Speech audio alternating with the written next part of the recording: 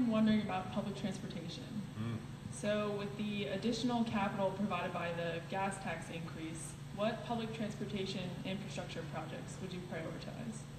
So you raise a very good issue with the gas tax increase. I have chaired the Transportation Committee for 15 years and have been on the committee for 21 and have always been a champion of raising revenue to fund the Transportation Trust Fund, but this time I voted against it for a couple of reasons. The program that they had us vote on raised 23 cents a gallon, but used half of that money, half of it, to pay for debt that had been issued for things that had already been built.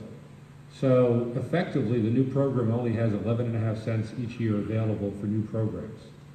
Number two, the new Transportation Trust Fund has a death panel, so to speak. You need to get the agreement on any project, no matter how meritorious. You have to get the agreement of the Speaker, the Senate President, the DOT Commissioner, and the Governor.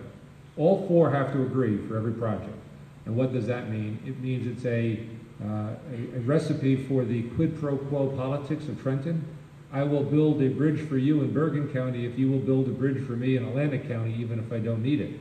And we have to not look at projects as a quid pro quo, but where does it get us the best result for our transportation system? And we know part of the answer.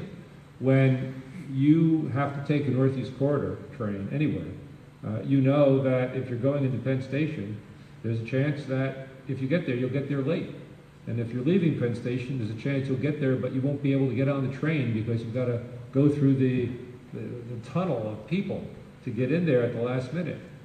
You know that in the winter the doors don't close, and in the summer the air conditioning doesn't work. And so we also know that this governor missed the opportunity with the ARC Tunnel by canceling it. You think about this, the ARC Tunnel, had it been left, would be putting trains through next year. And we'd have that problem solved. Now we're going to be putting trains through 10 years from now or longer.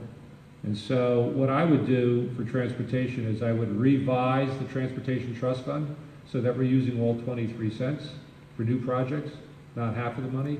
I would get rid of the death panel so that transportation experts can use the money to plan wisely and not have this political gamesmanship in how we deal with transportation issues.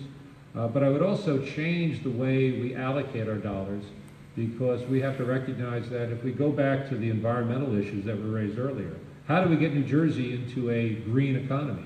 Well, we don't get into a green economy by promoting private passenger vehicle travel. We have to invest in mass transit. We have to invest in better bus transportation, better rail transportation, invest in the infrastructure, make sure that we're expanding rail opportunities. We haven't done that, and what I would do as governor, I'd be the first transportation governor, and I would make sure that we are promoting our rail and our bus and our mass transit infrastructure so that we can move more people around more efficiently, get to a greener economy, spend our money more efficiently and fairly. But thank you.